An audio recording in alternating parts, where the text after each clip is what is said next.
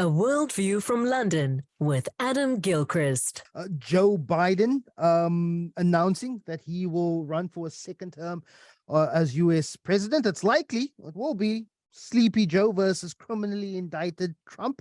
Both men will likely face primary challenges, but in all intents and purposes, it's going to be a rematch of the 2020 election. Yes, and already you've heard some of the, well, is it mudslinging? I don't know, just to say things without any evidence or any information, any facts.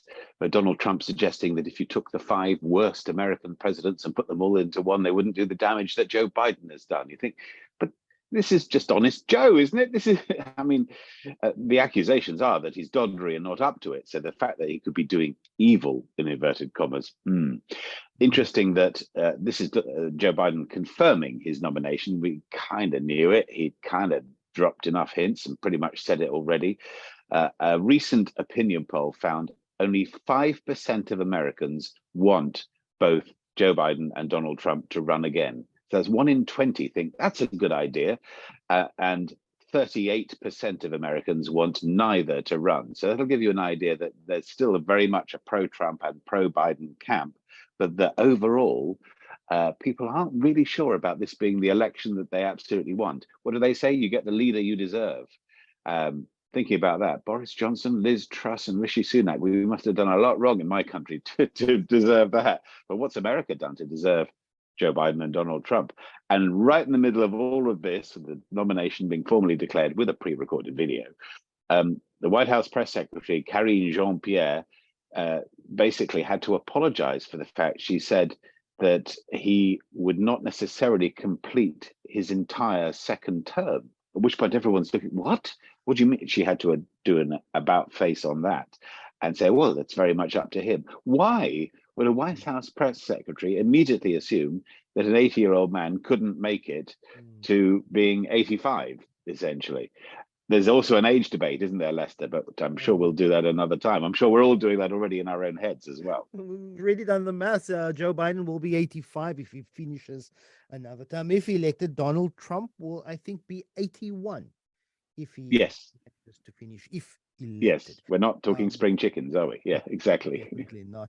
And I watched this on the YouTube channel yesterday. The first private company to attempt a moon landing. It was a company called iSpace. So that's the channel that I watched, iSpace, and a little bit of a mishap. I saw them counting down the kilometers as they're making their way down, and the shot on everyone in the control room. And just as they landed, they cut to another promo video, and we were waiting to see whether in fact this was a successful landing or not. Yes, it looks like something went fuzzy at that stage. It does seem to be called iSpace, which is odd because if you're launching, I don't know, if you're launching a space trip to the moon, iSpace, does that do? I mean, it just sounds like a little thing on your phone or your iPad or whatever, doesn't it?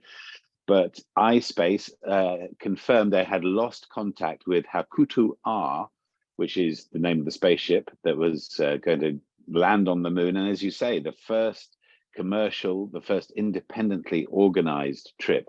It's not going well for independently organized trips. Thinking about Elon Musk's SpaceX rocket that exploded only the other day, Richard Branson's various missiles, or not missiles, what are they? They're kind of miniature rocket ships that have failed to launch when taken up off the ground in Cornwall. We know that the European Space Project trip to Jupiter, it seems to be going well, but that was after several days of delays, constantly put off by the weather. So it's a fraught situation. And I guess we haven't seen this kind of fraught situation for a while because there seems to be a competitive edge to where people are going now, whether it's the moon or Mars or beyond.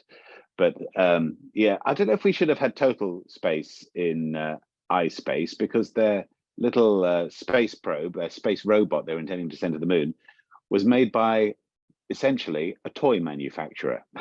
So I'm thinking the batteries probably didn't come with it, or you couldn't get the compartment open on the back, or somebody banged it too hard with their fist on Christmas Day. That's what happens, you know. I felt quite sorry for those engineers in the control room. They're all biting their nails.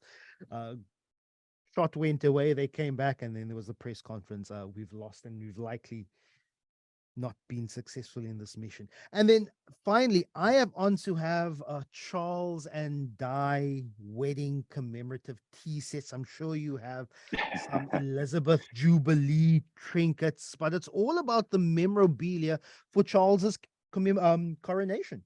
You're right, and they're trinkets, aren't they, that you put at the back of the cupboard and forget about, and sometimes you think, well, that's a bit leaky, I can't use that. I have got, just between you and I, Lester, I have got a King Edward VIII coronation mug handed down by my grandparents. Now, of course, famously, King Edward VIII never became king. He gave up for Wallis Simpson, and it became King George VI who took over. So an Edward VIII coronation mug, they made a lot of them, but I'm sure most people just trashed them and binned them or broke them or whatever. So here we are, 90 odd years later, and there it is. It's in my, it must be worth a fortune, he hopes. Will any of these be worth a fortune? These are the King's Coronation Keepsakes, which are doing the rounds at the moment. So there's Coronation chicken ready-made inside a giant Yorkshire pudding. There's Coronation chicken potato crisps and Coronation chicken sausages. Well, none of those will last, but that's the point. We have Coronation teddy bears made in Tesco, one of our bigger supermarkets here. Lyle's Long Live the King golden syrup. Now there's something for the store cupboard. We've got these specially crown embossed Duchy original shortbreads, Duchy original being King Charles's business, essentially his company. They are gorgeous, by the way, Duchy shortbreads with a little crown embossed on them. We've got Cadbury's doing extra special chocolate bars with a crown on the packet. And of course, what that means is that it's exactly the same as it always is. They just charge you more. But my favorite one, I can't think there's any value in this, but it's just for fun for the King's coronation. We're after all only, 10 days out, is Heinz tomato King Chup. So like ketchup, but King Chup. Yeah, that's where we're going. Adam, your Edward VIII coronation mug is a bit like those Super Bowl T-shirts that say champions, but for the losing team, because of course they print these T-shirts in advance, and when the team loses, they can't wear these T-shirts that say champions, and they ship them off to the developing world. So somewhere in either South Asia or Africa, there are children walking around that says Super Bowl champions 2023, the Philadelphia Eagles, when in fact it was not the Philadelphia Eagles, it was the Kansas City Chiefs. As they drink from their King Edward VIII coronation mugs. Yes, I get what you're saying. Well, I hope it has pride in place next to your Good Morning Cape Town mug.